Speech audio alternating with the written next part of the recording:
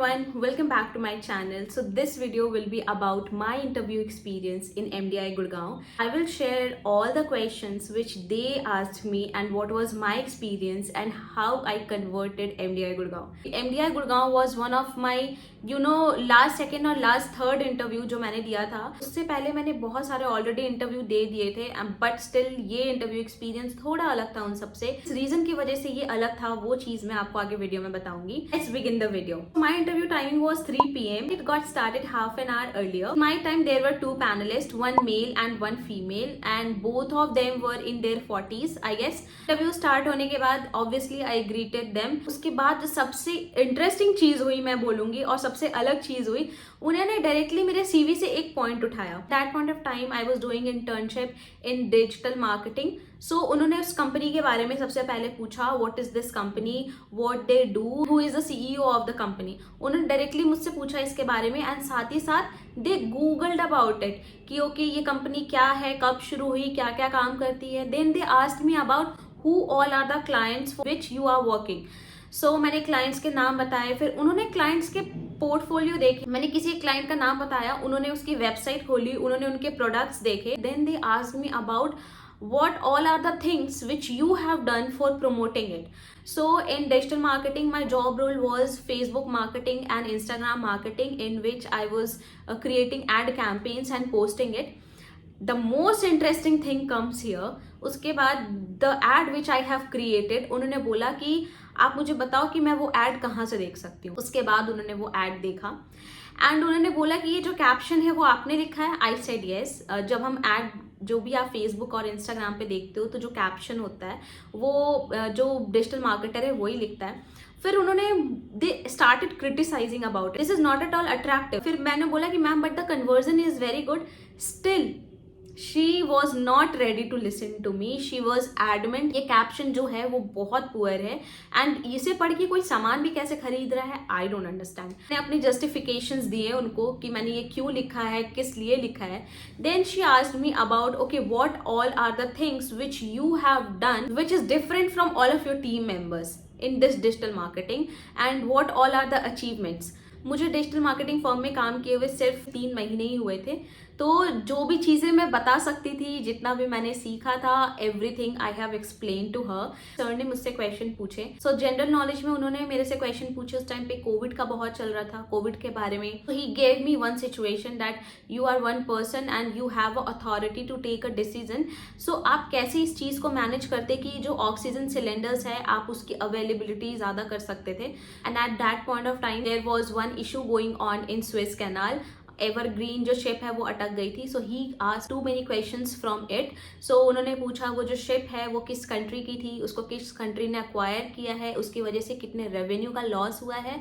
All these are the questions which they asked me. Then they asked me about which specialisation are you most interested in. That point of time I said as MDI Gurgaon is famous for marketing specialization, so I said marketing only. She told me you are from civil engineering background, why do you want to change your field. Civil engineering में बहुत सारे developments हो रहे हैं, already इतने सारे ongoing projects हैं, आप अपना जो स्ट्रीम है वो उस तरफ से इस तरफ क्यों लाना चाहते हो. Again one of the HR question which I have prepared, उसका मैंने आंसर दिया बट वो आंसर से सेटिस्फाइड नहीं थे. उन्होंने बोला कि is it because there is too many competition in the market and you are choosing the easiest way. फिर मैंने जस्टिफाई किया, ma'am this is not the easiest way, you have to prepare a lot. अब मैंने 2 साल दिया है तब मैं जाकर के इस इंटरव्यू में आज आपके सामने बैठी हूँ, तो it is not easy for me. अगर मैं किसी और एग्जाम की भी तैयारी करती तो मुझे इतना ही टाइम देना पड़ता. I am really interested toward management role. ऐसे करके मैंने अपने आंसर्स को एक्सप्लेन किया उनको, तब मुझे वो थोड़ी सेटिस्फाइड दिख रही थी. फिर उन्होंने मेरे वर्क एक्स के बारे में पूछा कि आपने अपने वर्क एक्स में एज अ टीम लीडर क्या काम किया. Explain me one situation where you have change the mindset of your seniors. All of these are HR questions which I have prepared. मैंने उनको बताया मेरे काम में जो एक सिचुएशन थी, मैंने कैसे उस सिचुएशन को हैंडल किया एंड सिचुएशन को अपने फेवर में लाया. Then she asked me about what all are the other calls which you have got and what will be your top preferences. So I kept MDI Gurgaon at the second position and she was like why should we take you if we are your second priority, not the first priority. So I explained the answer, ma'am, being very honest to you.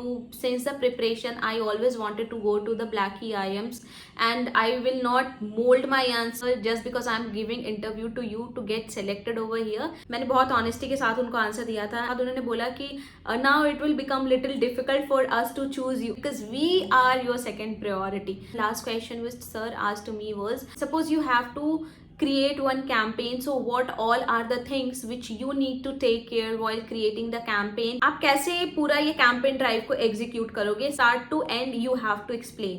उसका बहुत लंबा चौड़ा answer था, step by step, मैं उतना detail में नहीं जाऊंगी. So that's all about the interview. These all are the questions which they asked me.